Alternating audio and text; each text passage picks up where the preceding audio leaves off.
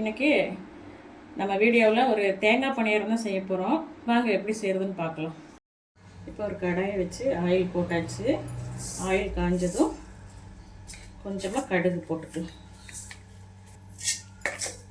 இப்போ கொஞ்சம் பாசிப்பருப்பு, கொஞ்சம் உளுந்து, கொஞ்சம் கடலைப்பருப்பு. இது நல்லா பொன்னிறமாக ஆகட்டும்.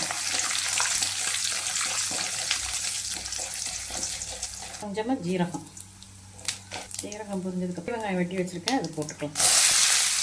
இன்னும் பச்சை மிளகாய்,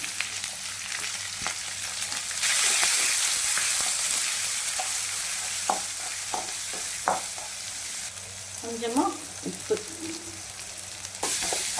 வெங்காயம் கண்ணாடி போல வரட்டும். இது கூட கொஞ்சம் தேங்காய் சுரையை வச்சுருக்கேன், அதை போட்டுக்கலாம்.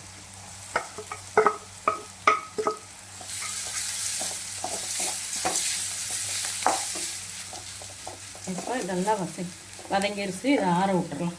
தோசை மாவை ஒரு பாத்திரத்தில் ஒரு 4-5 கரண்டி எடுத்துக்கலாம். உங்களுக்கு எவ்வளோ தேவையோ அவ்வளோ எடுத்துக்கோங்க.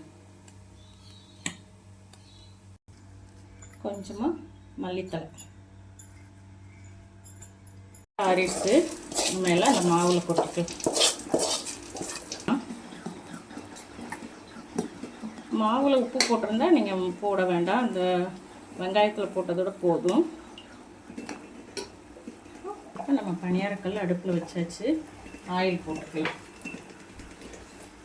கொஞ்சம் கொஞ்சமாக ஆயில் இதில் கொஞ்சம் கொஞ்சமாக ஊற்றிக்கலாம்.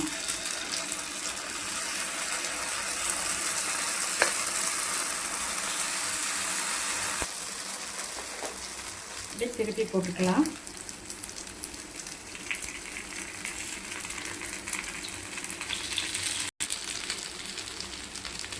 இதை எடுத்துக்கலாம்.